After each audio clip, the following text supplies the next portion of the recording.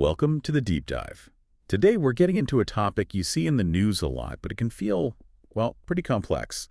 The ongoing political instability in Somalia, especially when elections roll around and often feels like the country just gets stuck in this cycle of crisis. Yeah, and it's really easy, I think, from the outside looking in to just assume it's, random factors, maybe old divisions flaring up. Right.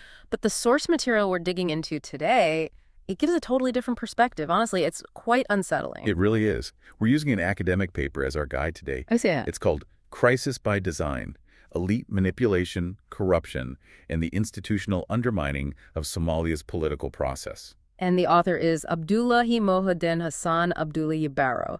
He's got a background as a legal researcher, a politics scholar, and an international legal advisor, so he brings quite a specific viewpoint. Exactly. And the paper's core argument, which might surprise you, is that this instability we keep seeing, it's not just happening, it's actually manufactured on purpose. Intentionally engineered, yeah. That's the term the paper uses. Engineered by a specific group, a political elite.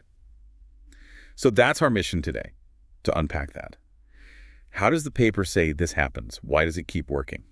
And maybe most importantly, what does the paper suggest could actually break this cycle? Okay, let's get into it. So let's start with that central thesis. The paper calls Somalia's recurring pre-election instability a calculated instrument of elite continuity. Right.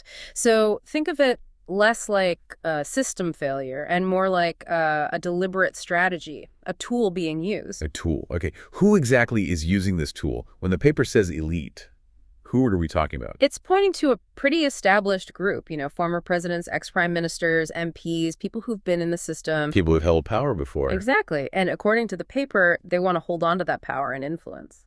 So how do they actually do it? What are the specific tactics the paper mentions for creating this instability? Is it just like political arguments? It seems much more specific than that, based on the paper.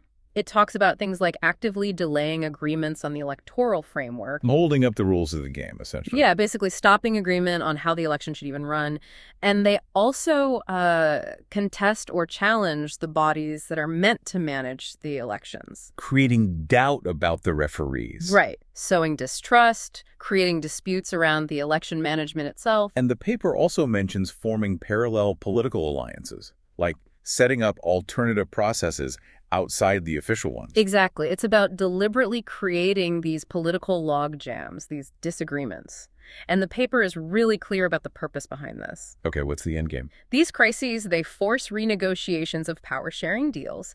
But, and this is crucial, these negotiations happen outside the formal constitutional structures. So the official rules get sidelined, and the crisis itself becomes the bargaining chip. That's the idea. And this allows these elites, the paper argues, to sort of maintain their status, maybe avoid being held accountable for things they did before. Like corruption or poor governance. Potentially, yes. And it helps them get back into public office, often by, bypassing the normal democratic or selection processes. Wow. So it's not just chaotic infighting. It's calculated disruption with a very clear self-serving goal. Stay powerful, avoid consequences. That's the core of the crisis by design argument in this paper, using instability for their own game within this specific elite circle. Okay, that's a powerful central argument. But the paper obviously goes deeper. It looks at why this system can even persist. What enables this kind of manipulation to keep happening? Well, one huge factor the paper points to is the way elections currently work the system of indirect elections. Right, so MPs aren't chosen directly by everyone voting across the country. No. They're picked by delegates. And those delegates, they're chosen by regional authorities and various political brokers. And how does that specific setup help the elites stay in power? That seems like a really important piece. Oh, it's critical, according to the paper, because the MPs, they end up being accountable to this smaller group of delegates and brokers who selected them, not really to the general public. I see. So the elites can focus their influence, their resources on swaying that much smaller group of people. It makes it easier to secure their positions. And the paper argues it also leads to legislative stagnation. Why stagnation? Because the MPs aren't necessarily incentivized to focus on broad public concerns if their actual power base, the people who pick them, are these delegates and brokers. Their accountability is just different. So you answer to the few who put you there, not the many you're supposed to represent. Yeah. That makes complete sense for how it could be manipulated. Exactly. And then there's another really crucial factor the paper calls corruption and kleptocratic continuity. Kleptocratic continuity, that sounds intense. It is. The paper argues that for many of these former officials, it's not just about political power itself, it's about using that power to continue accessing and, well, extracting public resources for private benefit.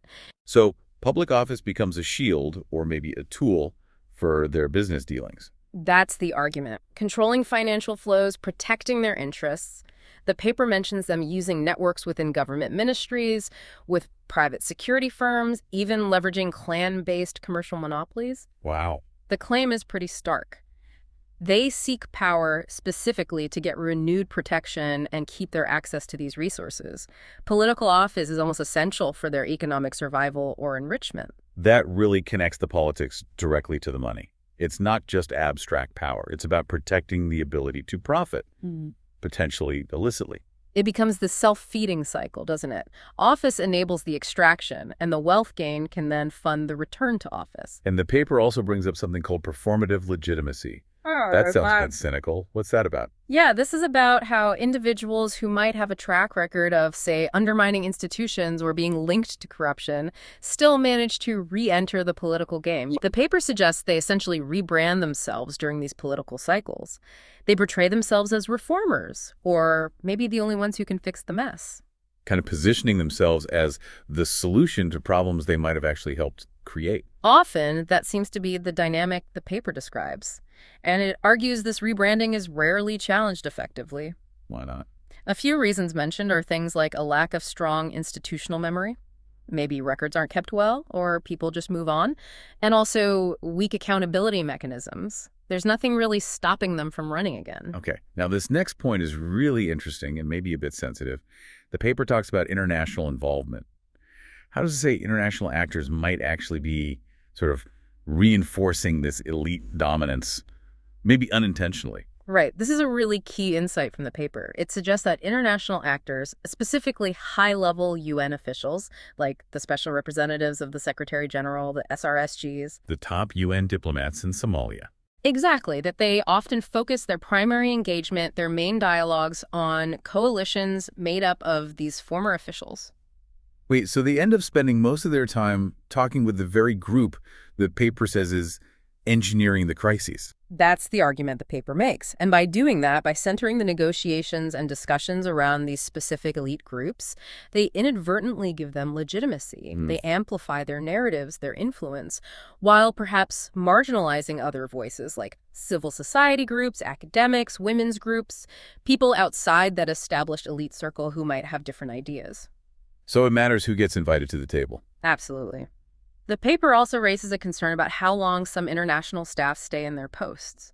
It suggests that very long tenures could potentially compromise neutrality just through relationship building over time. That's a really critical point. If the solutions are mainly being discussed by the architects of the problem, as the paper suggests, it's hard to see how you get fundamental change. It shapes the entire conversation, the policy options considered, the outcomes. And this all ties into something else the paper calls elite reward through crisis engineering.